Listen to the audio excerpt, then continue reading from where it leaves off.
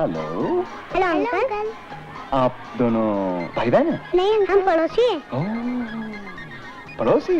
बहुत चाहते हैं एक दूसरे को, हैं? हाँ अंकल, बहुत चाहते हैं। Very good, very good. Chocolate खाएंगे आप? हाँ। चॉकलेट। Thank you uncle. एक ही था। आपके लिए ये। Thank you uncle. Very good. इसी तरह एक दूसरे को चाहते रहना। Bye bye. ए शंभू, इन बच्चों को लंबी जिंदगी दे, कम से कम 10 साल और। ये पेड़ की तरह बड़े होंगे, फल मुझे मिलेगा।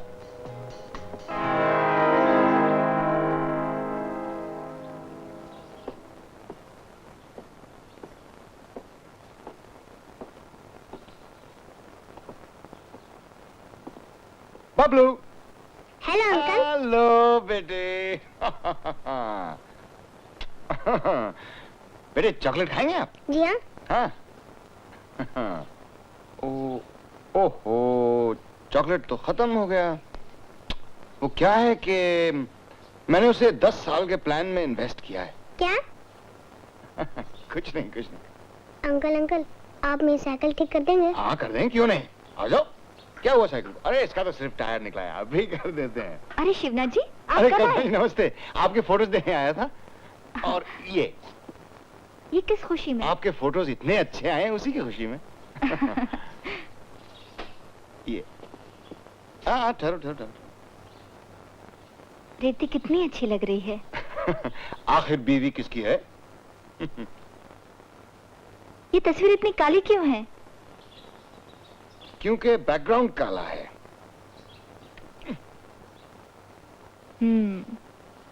हम दोनों की ये तस्वीर कितनी खूबसूरत आई है। जी। वो कितने अच्छे लग रहे हैं। और खुश भी। मैं चाहता हूं आप लोग हमेशा इसी तरह खुश रहें।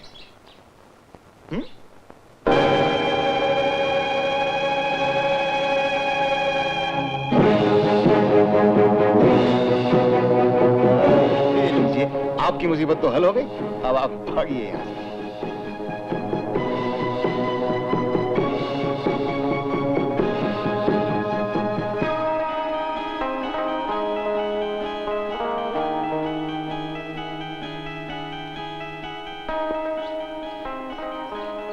क्यों? ये तस्वीर अच्छी नहीं लगी? ये तस्वीर कहाँ से मिली आपको? मिली नहीं, मैंने खुद खींची है। और रमन के अलावा इसे अभी तक किसी ने नहीं देखा है। ये तो शुक्र है कि ये तस्वीर मैंने ही खींची। अगर कोई और खींच लेता तो पता नहीं क्या हो जाता। जी, वो मेरी भूल थी। अनजाने में। गलतियां अनजाने में ही होती हैं, जानबूझ के थोड़ी होती हैं। देखो करुणा, मैं नैतिक मूल्यों और सामाजिक बंधनों में विश्वास रखने वाला शिव भक्त आदमी हूं और मुझे अपनी संस्कृति का अभिमान है। आज की पीढ़ी के लड़के लड़कियां इन पुराने रीति रिवाजों को, इन बंधनों को नहीं मानते। जब जब मैं किसी को इन्हें तोड़ते हुए देखता हूं तो मुझसे बर्दाश्त नहीं होता और मेरा जी चाहता है कि मैं इन्हें ऐसी सजा दूं कि वो दोबारा ऐसी गलती कभी ना करें। ये मैंने अपने जीवन का उद्देश्य बनाया है। तो क्या आप कुमार को? नहीं नहीं नहीं, तुम मुझे गलत समझ रही हो। मैंने तुमसे कहा ना, मैं धार्मिक आदमी हूं। मैं शादी को पवित्र बंधन मानता हूं। आखिर मैं खुद भी तो शादीशुदा हूं और मैं उसकी पवित्रता पर आंच नहीं आने दूं। लेकिन तुमने बहुत बड़ी गलती की है, उसे आसानी से माफ नहीं किया जा सकता। तुम्हारे पिछले जन्मों के पुण्यों की वजह से शायद भगवान ने तुम्हें ऐसी जिंदगी दी है जो हर एक को नसीब नहीं होती। लेकिन ये मत समझना कि वो इस गलती को भूल चुका है। आप कहना क्या चाहते हैं? ऊपर वाले की तरह मेरी लाठी में भी आवाज नहीं होती। अब क्या है, देखो, इस शिव कार्य को करने के साथ साथ मुझे अपना घर भी तो चलाना है। तुम्हारी सहेली रेवती, उसकी बच्ची आशु, और मुझे यकीन है तुम इसमें मेरी मदद करोगी। आप मुझे इस तरह शर्मिंदा क्यों कर रहे हैं? साफ साफ कहते क्यों नहीं? आप चाहते क्या हैं? 1 लाख रुपया। 1 लाख? मैं उतना ही मांग रहा हूँ जितनी मुझे जरूरत है, और तुम जैसे अमीर लोगों के लिए इतना पैसा देना कोई मुश्किल तो नहीं है। इतना सारा रुपया मैं कहां से लाऊंगी? वो घबराओ मत, उसका भी रास्ता हो जाएगा। तुम्हें ये सारे रुपए एक साथ देने की जरूरत नहीं है, ये मैं रखता हूँ। तुम 25-25 की 4 किस्तों में दे सकती हो। हर बीवी घर के खर्चे से थोड़ा बहुत पैसा तो बचा के रखती है ना। तुमने भी रखा होगा, तो अभी वो दे दो। बाकी के पैसे कैसे देने हैं वो मैं तुम्हें बताता रहूंगा। जल्दी करो, देर हो रही है, कुमार साहब आते ही होंगे।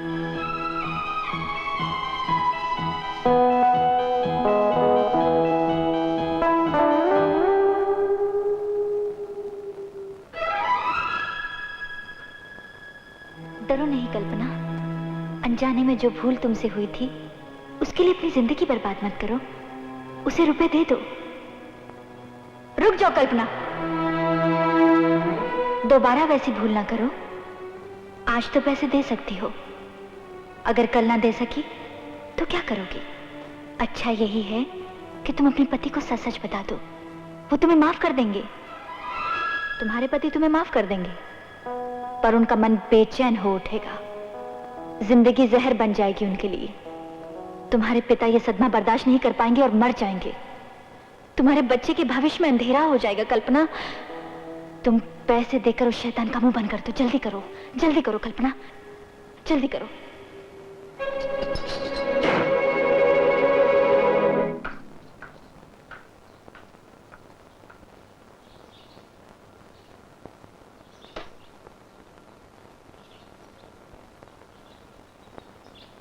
ये रुपए मैं गिनूंगा नहीं, क्योंकि मुझे तुम पर पूरा भरोसा है, और बिल्कुल इसी तरह का विश्वास तुम्हें मुझ पर करना चाहिए कि जैसे ही मुझे पूरे पैसे मिलेंगे मैं ये फोटो और इसका नेगेटिव दोनों तुम्हारे हवाले कर दूंगा, और किसी को इसकी कानो कान खबर नहीं होगी।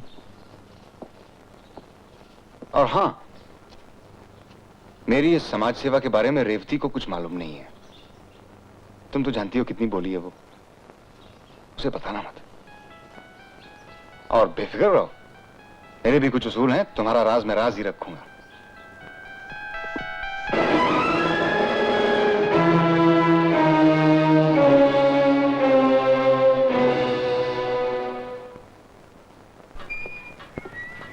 रेवती, आशो, हेलो बेटे, हेलो हेलो। ये देखो आपके लिए क्या लाया हूं, गुड़िया, और ये देखो चॉकलेट। अरे ये बाजार का बाजार कहाँ से उठा लाए? बाजार से तुम्हारे और आशु के लिए शॉपिंग करके लाया हूँ। वो दोनों साड़ियां जो तुम इतनी हसरत से देख रही थी ना उस दिन। और ये देखो सोने का सेट। सोने का है। अच्छा कितना सुंदर है। और ये आइटम नंबर 4, ये चांदी के फ्रेम का आईना। तुम इसे देखोगी तो ये तुम्हें देखेगा।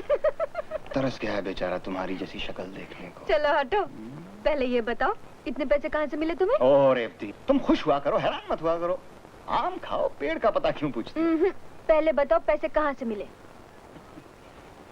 शिवनाथ के तीसरे नेत्र का कमाल तुम जानती नहीं हो? इनाम मिला है।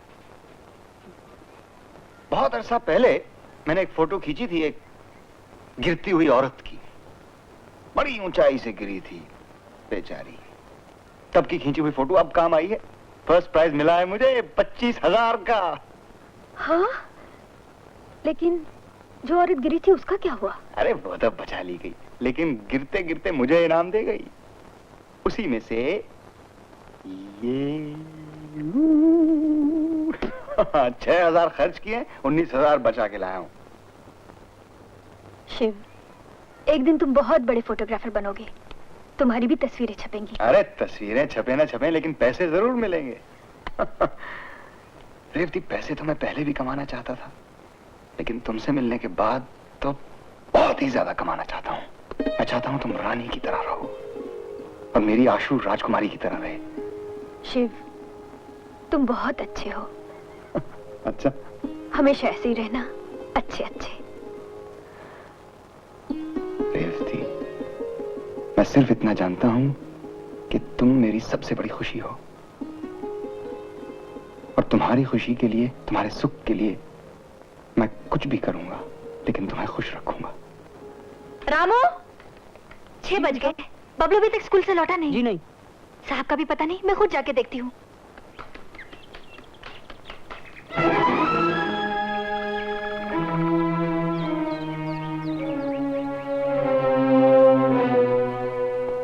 आप लोग कितने लापरवाह हैं, बच्चों का भी ध्यान नहीं रखते। मैंने इसे स्कूल के बाहर रोता हुआ देखा, कोई उठा के ले जाता तो। आपको मालूम नहीं कितना खतरा है आजकल, बच्चों को उठाने की कितनी वारदातें हो रही हैं। वो तो शुक्र है कि मैं वहां आ गया, अगर कोई गुंडा शैतान होता तो आप क्या करती? कल्पना, बबलू, तुझे कौन लाया? अंकल। स्कूल के बाहर खड़ा रो रहा था तो मैं। शिवना जी, थैंक यू वेरी मच। अरे नहीं, बहुत बहुत शुक्रिया। कुछ परवाह है आपको? अगर बच्चे को कोई उठा के ले जाता तो? नहीं कल्पना, बात यह कि एक बहुत जरूरी मीटिंग में देर हो गई थी। ये तो अच्छा हुआ कि शिवना जी वहां पहुंच गए, नहीं तो। आइए बैठिए, चाय पीते। जी नहीं, मैं चलता हूँ, मैं अपने कुछ जरूरी काम से जा रहा था। अब नहीं कह रहे, चाय तो कभी भी पी लूंगा। चलता हूँ। नमस्ते। बहुत अच्छा आदमी है। अरे हाँ, इसमें कुछ पैसे हैं, ऊपर रख देना।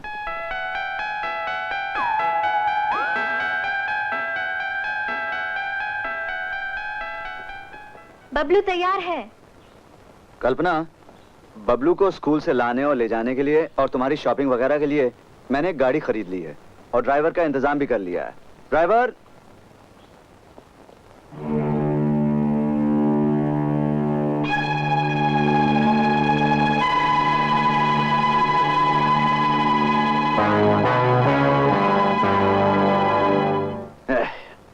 चमन, हर रोज ठीक 8 बजे बबलू को स्कूल ले जाना और 5 बजे वापस ले आना। Yes sir. जाइए।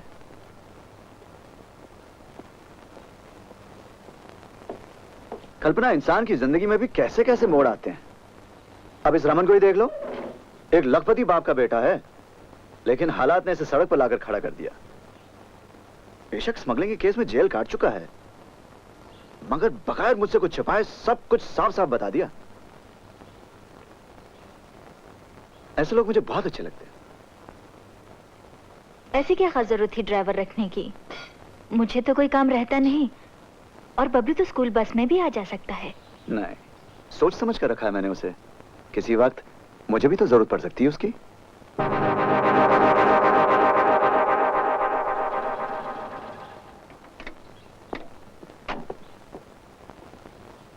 कल्पना,